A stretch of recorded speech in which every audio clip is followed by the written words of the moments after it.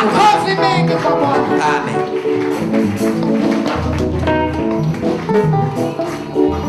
Nitashimama kwenye mnara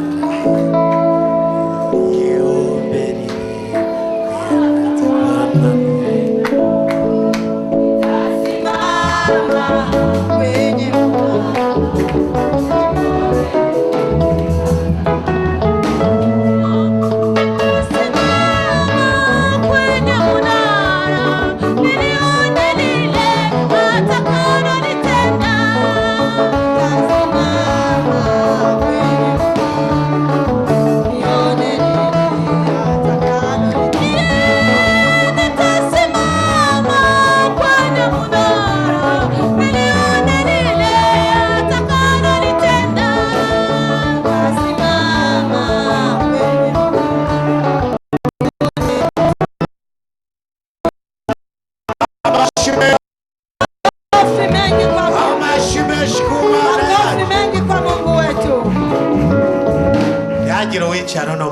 asiwe mtu wa kuiketi siku ya leo.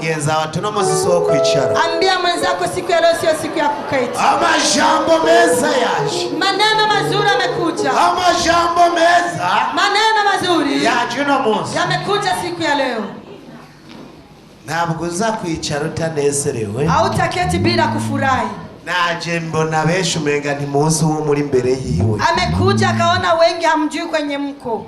Ngo Eliya akora iby'ubuhinzi, akatenda mambo ya ushujaa. Muga ku munota wanyu, ila kwa dakika ya mwisho umugore aramwirukana, mkewe akamfukuza. Aravuga ati mvereze ejo ndaza ndakwereka. Akasema ati sikia kesho nitakuja. Umuntu yafasha abagabo ibihumbi, mtu alikuwa anasaidia waume maelfu, ndetse no kubicara bica, hata kwa uwa na waua. Mugara mubwira ati ejo nzoza duhure. Akamwambia kesho nitakuja tukutane. Ariruka, akakimbia, yibagira Imana ye, akasahau Mungu wake. Ukibagira Imana yawe, usisahau Mungu wako. Kubera vya bindi eti kwa sababu ya hii na hii. Yesu aringa. Yesu yuko mahali hapa. Yesu aringa. Yesu yuko mahali hapa. Yesu yaje kugira ugire neza. Yesu amekuja kusura kutembea. Ubwo. Acha kuwa naoga. Nabonye mu mwanya ishengero ryose rifise ubwo. Aliona kwa muda mchache kabisa litanguye kwiruka. Nikaanza kukimbia. Bamureka ubwo.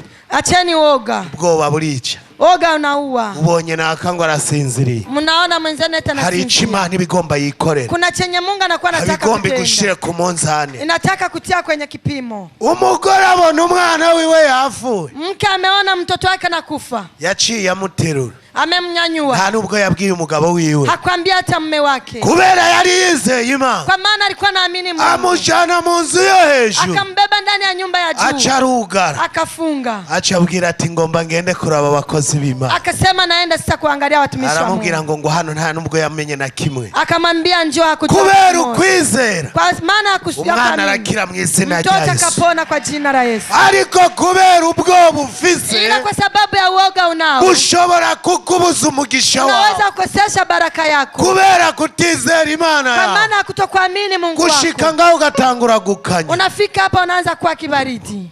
Bishobora kukubuza umugisha. Inaweza kukataza baraka. Kira mugenza abatu ubwoba burica. Ambia mwenzako uoga unaua. Ubwoba burica. Oga inaua. Ubwoba burica. Oga inaua. Kugira umutima urinda. Kuwa na roho ya ujasiri. Kugira umutima urinda. Kuwa na roho ya ujasiri. Bigushikana kuca Imana yakuvuzeko. Inakufikisha kwa yale Mungu amekusema eko. Ariko ni wagira inzara uno munsi. Ila ukiwa na njaa siku ya leo. Ngo ndapfuye. Eti nakufa. Ivyo bigutuma bikubuza umugisha w'Imana. Iyo itamaanisha na kukataza baraka ya Mungu.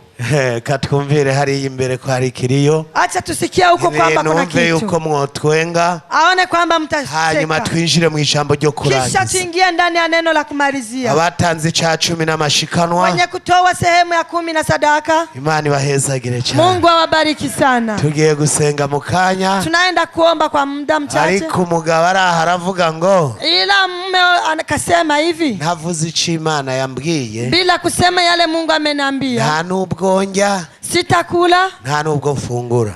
Sitakula. Bwira mugenzi ati turi imbere y'Imana. Ambia mwenzako tuko mbele ya Mungu. Hariho n'abasigaye numva Imana iri kiravuga.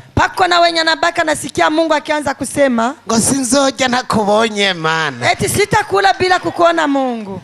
Aha wotegwa n'inzara. Hapa unaweza pigwa na njaa. Kucho wivugi. Kwa yale umejisemea. Imana kugira uyibone hakenewe iki? Mungu kusema umuone panahitajika nini? Ni wewe. Ni wewe. Ni wewe ubishaka. Ni wewe unaitaka. Ni wewe ubishaka. Ni wewe unaitaka. Mose wa kabiri. Mose wa pili. Iyo mpamagaye ati Mana. Akiita Mungu. Imbwira ati sabwe mwana. Inasema abe mtoto. Ntabwo ndinda kwikebagura. Hachungi kujitakata. Ntabwo ndinda kugira igifungo. Hachungi kufanya kifungo. Kubera Imana narayizeye. Kwa sababu Mungu amemwamini. Ndayiha ikibanza muri jewe. Akampa nafasi ndani mwake. Ntabwo muri jewe ndahaha amajambo. Yeye ndani mwake atii maneno. Ni babanyumvise ari inyuma twumva ingene. Kama amemsikia huko nyuma tusikie gisi. Twumva ingene bigenda. Tusikie kisi mambo itaendeka. Abameze sizo ntebe nizanyu. Wapiga vinanda hivyo biti ni vyenu. Twumvise bitevye hariya tuca tuza ngaha. Tukisikia kule vinakawia tunakuja hapa. Bihuse. Kwa haraka.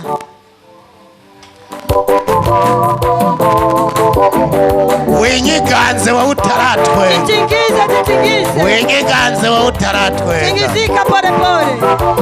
Ozamore.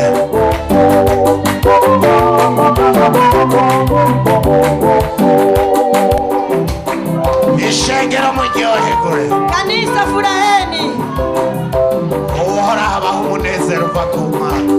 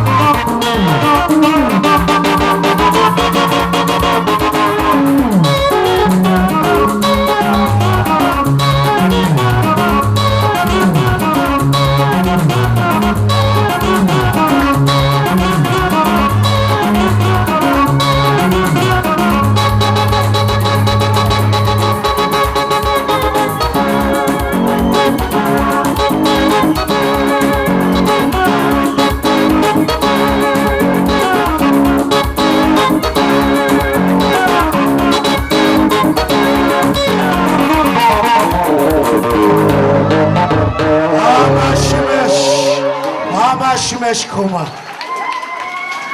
Imana yacu ni nziza igira neza irakubaye niyo mpamvu tuyishima.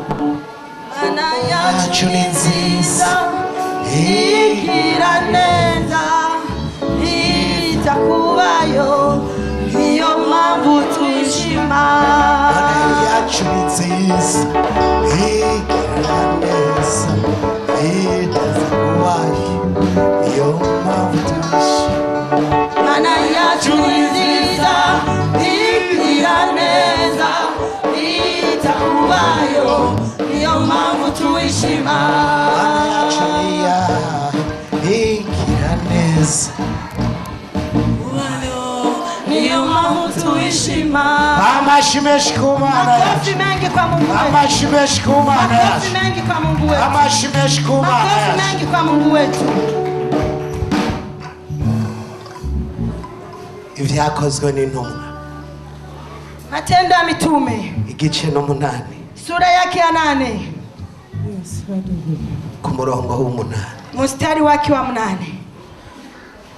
Bwira mugenzi wawe Ambia mwenzako Filipo Munyamareba, Filipo mwenye mganga wa chenyeji, niwe nakuzaniye uno munsi, ndo ametuletea siku ya leo. yakeneye gukoreshwa ibitangaza, Ametaka kutumikishwa miujiza, ariko atahamagawe n'Imana, bila kuitwa na Mungu. guhamagagwa n'Imana, Kuitwa na Mungu, guhamagagwa n'Imana, kuitwa na Mungu, niryo jambo rigarutse uno munsi, ndo neno linarudi kwa siku niryo ya leo. jambo riri muri iki gihe, Ndo neno liko kwa sasa. kwisuzuma Kujichunguza. ingabire uri gukoreramo, Karama unatumikia emo. ingabire uri gukoreramo, Karama unatumikia emo. wahamagawe n'Imana. Kama umeitwa na Mungu. Tugiye gusoma Tunaenda kusoma igice c'8 sura ya 8, igice c'18 kugeza 22. sura ya 8 mstari wa 18 hadi 22. Eka Pastor Ferdinand ngaha tumvirize, Acha Pastor Ferdinand tusomee. tumvirize. Mve umuntu ariko arasoma urumva uburemere mu mutima wiwe. 18 18 murageze 22 kasi. 18 haravuga ngo ariko Simoni amubonye yuko abarambitswe ko ibiganza by'intumwa bahabwa mpwemu yera, azizanira amahera ati nanje nimumpe ubwo bushobozi kugira ngo nguwo nzorambikwa ko ibiganza azahabwe mpwemu yera. Petero aramubwira ati feza zawe ziragafana nawe, kuko ugira ngo ingabire y'Imana woyironkesha amahera. Nta n'agahimba ufise, nta n'akagabane kavyo, kuko umutima wawe udatunganye imbere y'Imana. Nuko wihane ubwo bube bwawe, usenge umwami Imana, namba kumbure ivyo wiyumviriye mu mutima wawe wobiharirwa. Kuko mbona yuko uri mwibamba ry'umururazi no mu ngoye zo kugabitanya. Simoni aramwishura ati musengere umwami Imana ivyo muvuze ihoye kugira ikimbako. Nabo bamaze gushinga intahe, no kuvuga ijambo ry'umwami Yesu basubira i Yerusalemu bagenda bavuga ubutumwa bwiza mu mihana myinshi n'abasamariya. Amen. Amashimeshi ku Mana yacu.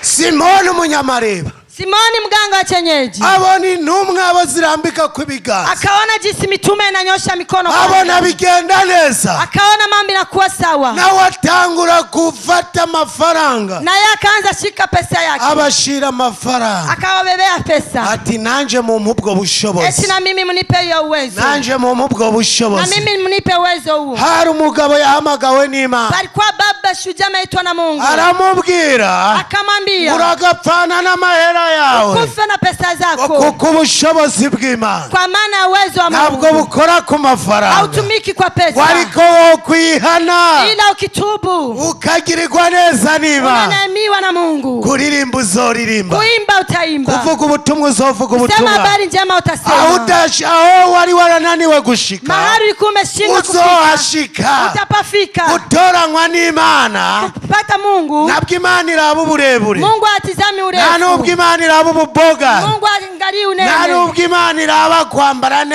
neza. angalii kuvaa, Oya, hapana. Imana iraba mu mutima Mungu wawe, anatizama mroho ikaraba yako, ko wihanye. inatizama kwamba Iyo wihanye ukishatubu ntawe ushobora kugusita, hakuna naye iyo kusukuma, wihanye ukitubu ntawe uzogutwara ikibanza cawe, hakuna matakubeba nafasi iyo yako, wihanye ukitubu umugisha wawe n'uwawe, baraka yako ni hari yako, umugisha wawe kuna n'uwawe, baraka yako ni ntabwo yako, bazoza kubigukuramo, hawatakuja kukunyang'anya, ariko iyo wihanye ila ukitubu byose bigenda mambo neza. yote inakuwa sawa. Reka gushaka kugenda hariya na Acha hariya kutamani kwenda ngo huku na huku, wigire inama eti ujishauri ngo mwenzako, vyogenda neza nkoresheje ubwenge itakuwa bwawe. vizuri nikitumikisha akili yangu timamu. Ku bwenge bwawe Kwa akili yako hari abafise baminuje bafise amadiplome nka 20, kuna wenye wako na diplome karibuni 20, bize amaduruwa, biga ibitandukanye, wamesoma masomo tofauti, biga kubaga abantu, wakasoma kuopelea watu, abadogiteri bakomeye, wadokta wakuu,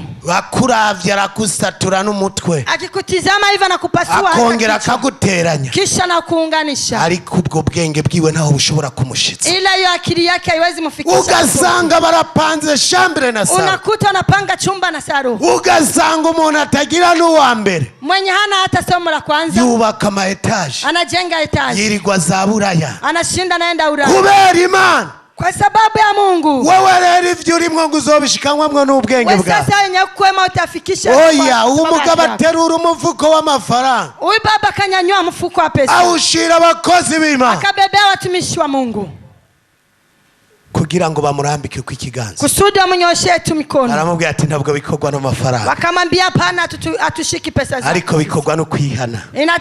inatendewa kwa kutubu. Bwira mugenzi wawe ati wumva ukeneye ubushobozi bw'Imana, Ambia mwenzako unahitaji nguvu za wumva Mungu, ukeneye ubushobozi bw'Imana, unahitaji nguvu za Mungu. ubushobozi bw'Imana Nguvu za Mungu biva kwihana kwawe. unatokezea na kisu na tubu, Reka kuza ukangisha biriya na acha biriya, kuja unashtuana kwa hii na hii. imiryango uvukamwo ntacyo izogufasha, Familia unatoka hema haitakusaidia chochote, amashuri wize ntacyo azogufasha, masomo ulisoma haitakusaidia, ariko niwemerera Imana ila ukimkubalia Mungu bizogenda neza, mambo yote itakuwa sawa, bizogenda neza. mambo yote itakuwa sawa. Hariho umugabo araho Kuna wengine baba yagiye muri banki, ameenda ndani ya benki yuzuza sheke, akaandika sheke yake, abivuga mu Kirundi akaandika kwa lugha ya Kirundi ngo miliyoni 190 eti milioni 195. hariya uri kuri kesi arakira ya sheke yiwe, Mwenye iko huko kwenye kesi akashika sheke yake, abwira mugenzi wawe ati huru rugabo ingene gwandika, akaambia mwenzake ona huyu baba kisa anaandika, aca aravyumva, akasikia, aca aramubarira akamwambia ati we wandika neza, wewe unaandika vizuri, andika ayo mafaranga andika hizo pesa kuri sheke yawe turabe, kusheke yako tuone, andika ayo mafaranga andika hizo pesa kuri sheke yawe, kwa sheke yako, hanyuma uyidepoze turabe, kisha udepoze tuone. Imana iguhezagiye, Mungu akikubariki basigara barabazanya, wanabaki wakiulizana ingene ugenda jinsi unatembea birashika, inafika, akaba ari uko wanse kwemerera Imana. Ni kwa maana amekataa kumkubalia Mungu. Ukamubona ngo abandi baratunze. Unabaki unaona eti wengine ni watajiri. Uzosigara uracimanza. Utabaki ukikata hukumu. Nabwo Imana mu guhezagira. Mungu kwa kubariki. Nabwo ifatira ku mashuri wize. Atizami kwa elimu unayo. Imana mu guhezagira. Mungu kwa kubariki. Ifatira ku kibanza wayihaye. Inashika kwa ile fasi umeipa. Nimba witwaje icuri cyo mwishenge. Kama unajisikia wewe ni nani ndani ya kanisa. Abamwe bazozamuka. Wamoja watainuka. Abajejo bazozamuka. Wenye wanakuja leo watainuka. Na ugumi nyuma y'abandi. Na watabaki nyuma ya wengine. Wishira hejuru ngo zikuririmba. Unajiinua eti unajua kuimba. Wemerera Imana. Kubalia Mungu. Hanyuma amavuta kumanukeko. Kisha mafuta ikushukie. Wihana ivyaha vyawe. Utubu dhambi zako. Hanyuma uronke kugirirwa neza n'Imana. Kisha upate kunaimiwa na Mungu. Ariko niwaza ngaho ugasigara uracimanza. Ila ukija hapa unabaki unakata hukumu. N'amavuta yawe azokama. Na mafuta yako itakauka. Hari abama bariko baracimanza. Kuna wenye wanabaki wanakata hukumu. Ngo naka ntakijijwe. Eti fulani haokoki. Wewe ukijijwe. Wewe mwenye kuokoka. Ni nyungu ziwawe. Ni faida yako. Vyirate wewe. Jivunie wewe. None ujya nimba dakijijwe. Sasa yule kama haokoki. Biraguhombeje. Inakupotezea nini? Kubera iki? Kwa nini? Ukwama amavuta uri kucira imanza abantu. Unakauka mafuta huko unakatia hukumu wengine. Ujya rero. Yule sasa. Wewe ucira imanza abantu. Wewe unakatia hukumu wengine. Urashobora ikibanza ciwawe ugasanga wa wundi wacira ikibanza. Inawezekana nafasi yako yule mwenye mekatia hukumu ndo anakata.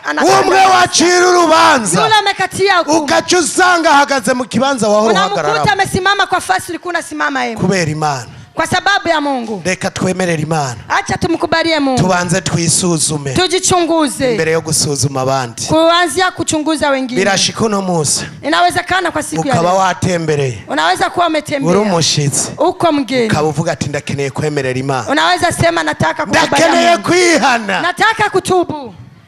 Nimba ukeneye kwihana biraza kugenda neza. Kama nataka kutubu mambo yako itakuwa sawa. Nimba wamenyereye babandi barinda kukwinginga bakuvugiriza umuziki. Kama umezoea wale wenye wanaanza kubembeleza akipiga vinanda. Aha duhamagara umuntu ngo yihane. Hapa tukiita mtu kutubu. Wanse kwihana. Ukikataa kutubu. Uruhombo ruri wawe. Kupoteza ni kwako. Twebwe turabandanya. Sisi tunaendelea. Twebwe turiko turagenda. Sisi tuko tunaenda. Ichi Imana yavuze. Yale yenye Mungu amesema. Ico turiko turakora. Ndio tuko tunatumika. Nabwo twaje gucimanza. Hatukuja kukata hukumu. Ariko twaje kuvuga ubutumwa bwiza. Tumekuja kusema habari njema. Kugira bizera. Kusudi waamini. Nabo bihane. Nao watubu. Nabwo twaje gucira urubanza abantu. Hatukuja kukata hukumu. Uhoraho ni wari ku ntebe y'imanza. Mungu ndio yuko kwenye kiti cha hukumu. Ariko nawe narayicarako. Ila na yeye hajaketi. Aracicaye ku ntebe y'imbabazi. Uno munsi wo kwihana. Siku ya leo kitubu. Yesu arakugirira neza. Yesu atakutendea vema. Yesu arakugirira neza. Yesu atakutendea vema. Wowe hari ukeneye kwihana uno munsi. Kama unahitaji kutubu siku ya leo. Wowe hari ukeneye kwihana. Unaweza kuwa uko mahali hapo unahitaji kutubu. Akakanya kagomba kaba kawe. Huyu muda sasa ni muda wako. N'akamasegonda nk'abiri. Ni muda wa segonda kama mbili. Niwagirirwa ubuntu. Ukinemiwa. Ukabe uhoraho yakuzanye. Mungu kama amekuleta. Kugira kugirire neza. Kusudi akutendee vema. Chunyaruka wihane. Ukuye haraka utubu. Chunyaruka wihane. Ukuye haraka utubu. Kanda handarangije. Tena hapa namaliza. Kanda handarangije. Tena hapa namaliza. Kanda handarangije. Tena hapa namaliza. Kanda handarangije. Hapa namaliza. Mama vuta Yesu Mone kwaka. Mama vuta na kuigize. Mama vuta Yesu kone kwaka. Kone kwaka burinde ucha.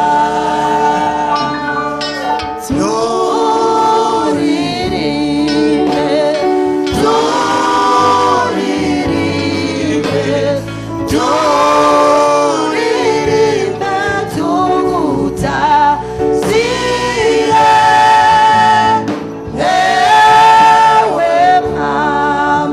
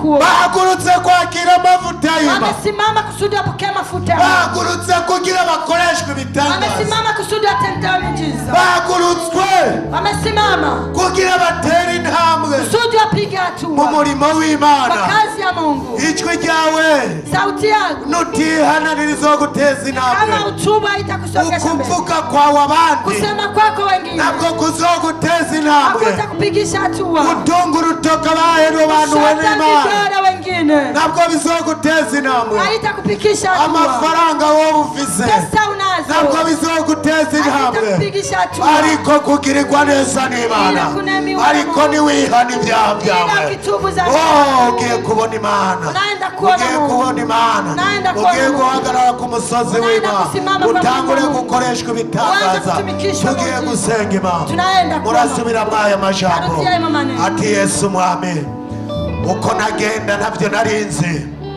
nivyo nabona yuko umenga bizonteza intambwe, ariko uno munsi numvise ijambo ryawe, kukwihana cane, kuko kwakira mu mutima wanje arivyo bizonteza intambwe.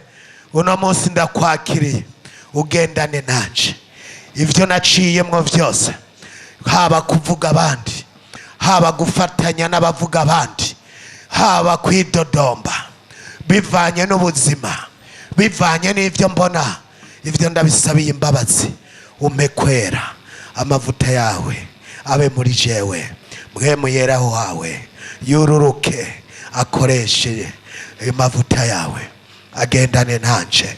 Hanyuma databuja akarimbi satani yari yaranshingiye, ako ndakaranduye, ariko ntera intambwe, umugisha nari narabuze reka ntangure kuwugendagendamwo, reka ngirirwe neza nawe, ngiye kugukorera niziganya ntidodomba. Amen. Databuja mwamushobora byose, turasenga ihanga ryawe uno munsi riravyagurutse, uno munsi bakeneye mpwemu yera wawe, ko bakoresha kumwe batangura, bakeneye amavuta yawe yo kuririmba, yo kuvuga ubutumwa, amavuta y'abasenzi, abo barayakiriye, abo bayakire, abo amanuke, umwe wese ari hagati muri iri shengero ndetse n'uvugamye ngaha, abo bagirirwe neza nawe, abo databuja babona ikiganza cawe, abari barabuze umugisha bawakire mu izina ryawe Yesu Kristo. Amen. Amashi menshi ku Mana. Makofi mengi kwa Mungu. Turudi kwenye nafasi zetu. Narakubonye Mana, narakubonye, narakubonye Mana, narakubonye chagiye, Narakubonye Mana, narakubonye. Muvyaguruke manza mwebwe. Tusimame, tusimame. Narakubonye Mana, narakubonye. Narakubonye Mana, narakubonye chagiye. Narakubonye Mana, narakubonye. Narakubonye Mana, narakubonye chagiye. Narakubonye Mana, narakubonye. Narakubonye Mana, narakubonye chagiye. Narakubonye Mana, narakubonye. Narakubonye Mana, narakubonye chagiye. Tugiye gusengera abafise imitwaro. Tunaenda kuombea wenye mahitaji. Kwihana mwahejeje kwihana. Kutubu tumemaliza kutubu. Twahejeje kubona ko umuntu abura amavuta kubera ibyaha. Tumemaliza kuona kwamba mtu anakosa mafuta kwa sababu ya dhambi. Birashika ukaba waratanguranye amavuta. Inawezekana ukawa umeanza na mafuta, Mugurugo wabayeho rukagukuramwo amavuta, ila nyumba ulipo ukishiemo ikakutoemo mafuta, ugaca usanga wavyaye abana bagutwara amavuta, ukakuta umezaa watoto akakubeba mafuta, ugaca usanga warose umugabo akagutwara amavuta, ukakuta umepata mume akakubeba mafuta, ugasanga warose umugenzi akagutwara amavuta, ukakuta umepata rafiki akakubeba mafuta. ikintu cyose kizotuma widodomba, Kitu chote kitamanisha unajidoga iyo udahagaze neza, kama ukusimama vizuri, kigutwara amavuta. inakubeba mafuta. Urashobora urudandazwa rwawe isoko ihiye, amavuta akaba yaragiye. Unaweza kuwa uchuruzi wako soko imeungua, mafuta ikaenda. Iyo amaheru yabuze, Pesa ukizikosa wayahorana, kama ulikuwa nazo, amavuta aragenda. mafuta inaenda. Uno munsi twumvise rero Siku ya leo tumesikia sana umugabo yitwa Yesu, Mume anaitwa Yesu. iyo wamwakiriye ukamwizera, Ukimpokea na kumwamini, afuta vyose. anapangusa yote. Ico wohura naco, Yale yote unakutana nayo, bigutera kubandanya. inamaanisha unaendelea. Wowe rero wagize ivyago, Wewe sasa umepata hiyo ajali, ukaba ufise umutwaro utandukanye, uko na hitaji tofauti. tugiye gusenga Imana. Tunaenda kuomba Mungu. Tugiye gusenga Imana. Tunaenda kuomba Mungu. Uhamagara Imana mu kwizera. Uite Mungu kwa kuamini. Ntuhamagare muyomba wawe. Usiiti mjomba wako. Ntuhamagare so canke nyoko. Usiiti babako au mamako. N'umwanya wo guhamagara Imana. Ni muda wa kuita Mungu. Uravyizeye? Unaamini? Abavyizeye mu nkomera amashi cane. Wanaamini Akaruru ku Mana. Akaruru ku Mana. Akaruru ku Mana.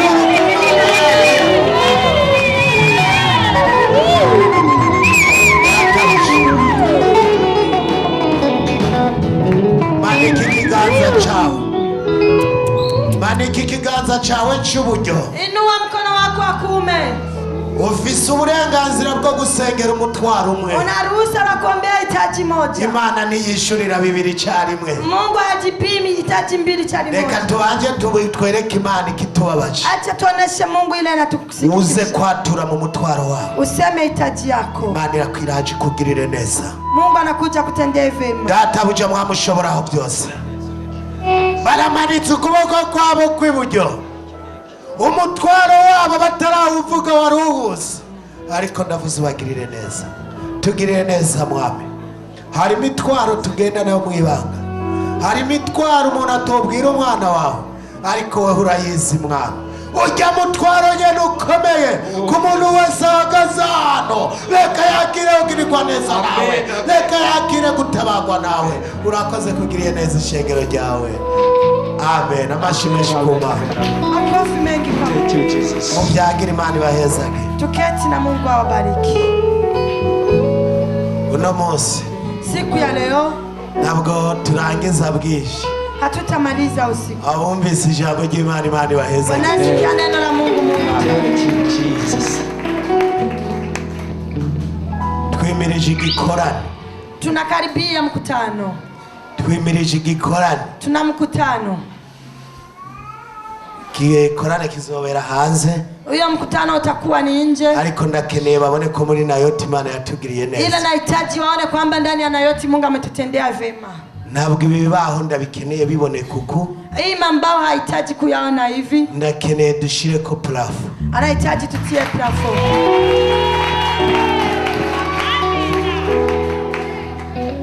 Ndakeneye dushire ko plafo. Anahitaji tutie plafo. Ivyo bitsinga vyarandaraye. Hii masinga yote Ndakeneye tuyapange neza. anahitaji wazipange vizuri. Abimirije kuzomfasha ico gikorwa ni bangana? Wenye wanajitayarisha kwa kumsaidia hiyo kazi ni wangapi? Amashi menshi ku Mana. Makofi mengi kwa Mungu. Tugitangura ubunyene canke undi munsi? Tuanze sasa hivi au ingine siku? Ubunyene? Sasa hivi. Kwa Mungu tuze tubandaye. Siku ya Ijumaa tuendelee. Dukeneye no gusiga ingoro y'Imana. Tunataka hata kupaka rangi nyumba ya Mungu. Ingoro y'Imana ise neza. Nyumba ya Mungu ipendeze. Kuko natwe dusa neza. Sababu na sisi tunapendeza. Dukeneye amarido. Tunahitaji mapazia asa neza. mazuri.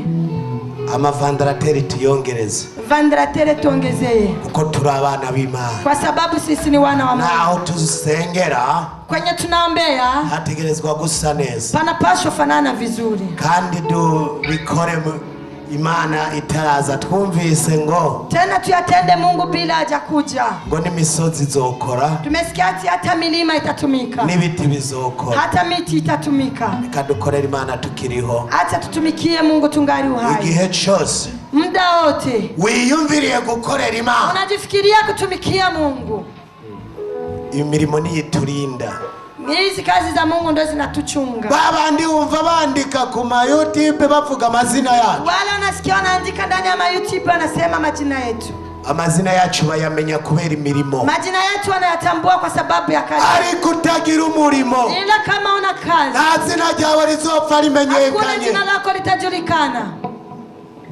womenyekana gute? Utajulikana kivipi? Shimamanda yomenye izina ryawe gute? Shimamanda atajua jina lako. Shimamanda nabwo yomenye izina ryawe. Shimamanda hawezi kujua jina lako. Alimenya kubera amavuta ufise. Analijua kwa sababu ya mafuta unayo. Muburazi ibihumbi n'ibihumbi binkurikirana. Kama hivi unajua maelfu na maelfu nayemfuata. Kubera Shimamanda. Kwa sababu ya Shimamanda. Atana mamega ndamugurira. Bila muzia atavocha. Na mamega ndamugurira. Hakuna atavocha na muzia. Ariko Shimamanda ubungiye kuzoza ndamugurira amamega. Hivi Shimamanda naenda kuwa na mtumia. Kugira bandanye kumvuka. Kusudi aendelee kumtangaza. Yesu nashimwe cyane. Amen. Kila mugenza wati ufise amavuta barakuvuga. Ambia mwenzako ukiwa na mafuta wanakusema. Bo kuvuga ko tutagira amavuta. Wanaweza kusema aje bila una mafuta. Na nyumba 10 ntazokumenya. Hata nyumba 10 hata kujua. Na abantu nyumba 10 bataza amazina yao. Hakuna watu nyumba 10 hajui majina yao. Ariko ufise amavuta. Ila ukiwa na mafuta. Iyo umuntu wese yinjiye mu rushengero. Kila mtu yote anaingia kanisani. Atangura kuvuga wewe. Anaanza kusema kwa kuvuga ko se biramusha. Jinsi hata kusema kwa kuvuga kose. Jinsi hata kusema. Ivyo biramuraba. Iyo inamwangalia. Inumbero y'Imana. Simama wa Mungu. Kuba ari kugira umenyekane. Ni kutaka ujulikane. Yes. Ni kuba ari kugira umenyekane. Si kwa sababu ujulikane. Abatarabimenya rero. Wenye hawajajua sana. Iyo batanguye kuvugwa. Wakianza kusemewa. Bacha batangura kumva umenga ni ngora. Wanaanza sikia ni shida. Oya na ngora. Hapana hakuna shida. Na mafuta y'Imana. Ni mafuta ya. Ira mugenza ati ko bakuvuga na mafuta y'Imana. Ambia mwenzako kama bakuvuga na mafuta y'Imana. Kama anakusema